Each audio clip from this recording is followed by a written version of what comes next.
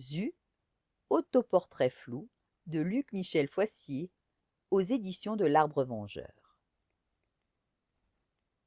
Ne me parlez pas de Harry Potter. Il a une baguette magique, lui. Les héros ne portent pas de lunettes. Il faut bien que je répare cette injustice. N'attendez pas, dans les pages qui suivent, l'arrivée d'un sauveur qui puisse vous entraîner dans des péripéties virevoltantes. Je le clame haut et fort, je serai le héros de ce livre. Et je porte des lunettes. Je vous concède volontiers que les personnages qui attiraient la lumière dans les films de mon enfance, ceux qui bravaient les pires dangers, qui levaient les plus belles filles, étaient la plupart du temps des hommes qui ne présentaient aucun problème de vue apparent. John Wayne réglant son compte à Liberty Valance, Steve McQueen sautant dans sa Mustang, Jean-Paul Belmondo se suspendant à un hélicoptère. Ceux-là auraient-ils pu obtenir quelque crédit du spectateur si, au milieu d'une scène, ils avaient été contraints d'essuyer leurs lunettes avec la gestuelle risquée que requiert ce genre d'exercice? Cet autoportrait sera donc flou, dans la mesure où il sera tracé avec le peu de netteté qu'autorise une forte myopie survenue précocement, doublée d'un astigmatisme astreignant, auquel s'est ajoutée, avec le temps, une presbytie pressante. Quoique des héros qui faisaient la loi grâce à leurs lunettes, j'en ai connu. Ils se nommaient les frères Lissac. Je les ai fréquentés dans ma jeunesse, autour de mes 10 ans. Et dans mon imaginaire d'enfant, leur nom résonnait comme celui des Dalton. Le lieu où ils sévissaient, un saloon qui s'étageait sur 4 niveaux, se trouvait rue de Rivoli, à Paris. L'enseigne s'éclairait en rouge, c'est dire si on annonçait sans ambiguïté la couleur. Ça allait saigner.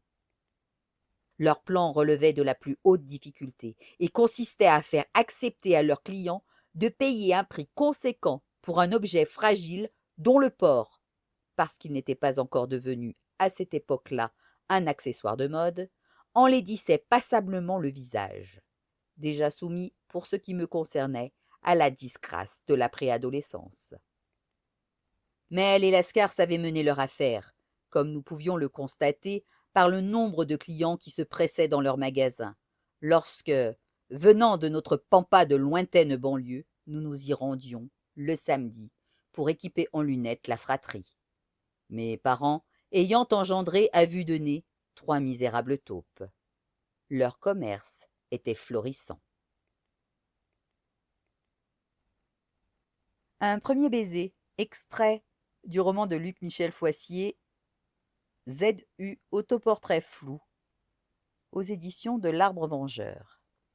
Certes, convenons-en sans réticence, l'appareil dentaire dont les adultes ont, ces derniers temps, la manie d'affubler leur progéniture par grégarisme, soumission à la mode, ou plus sournoisement par vengeance envers une jeunesse qui leur a définitivement tourné le dos, l'appareil dentaire, donc, a toujours été l'instrument le plus efficace pour repousser toute tentative d'intrusion de la langue d'autrui dans la bouche de celui qui en est le porteur. Pour le petit béco passe encore, mais pour ce qui est de rouler une bonne grosse pelle des familles, mieux vaut ne pas trop y compter. Une torture en quelque sorte. J'en ai vu passer quelques-uns de ces malheureux appareillés qui ne nourrissaient guère d'espoir et qui, lors des booms de mon adolescence, devaient se contenter de siroter leur coca, assis sur des canapés, repoussés au bout de la pièce. La place était libérée pour les danseurs de slow. La réalité offrait à ces pauvres baguets un goût amer et un peu métallique. Dreams are my reality. Pouvais-je me réjouir, moi, le chanceux aux dents bien rongées?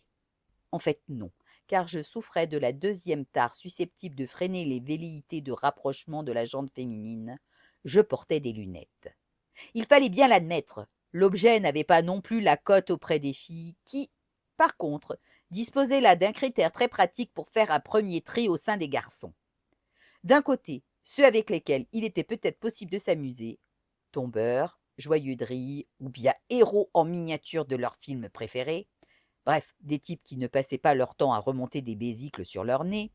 De l'autre, les intellos rabat-joie, déprimants au possible, avançant à demi masqués derrière leurs carreaux, mais sur qui, accessoirement, l'on pouvait compter pour obtenir de l'aide et récolter une bonne note en latin. Pour ma part, je souffrais malheureusement du fait d'avoir délaissé quelque peu cette merveilleuse langue morte. ce qui, en principe, annihilait toutes mes chances d'intéresser une fille. Fort heureusement, je compris assez vite que l'humour pouvait me tirer d'affaire. La moindre blague prenant plus de saveur, sortie de la bouche d'un type au look d'intello bigleux, duquel on ne s'attendait pas à ce qu'il s'illustrât en ce domaine. Mes lunettes me servirent d'écrin pour exposer mes traits d'esprit. Il faut croire que cela me conféra un certain charme, car je parvins, un jour, avec plus de facilité que je ne m'y attendais, à toucher la langue d'une fille avec ma propre langue.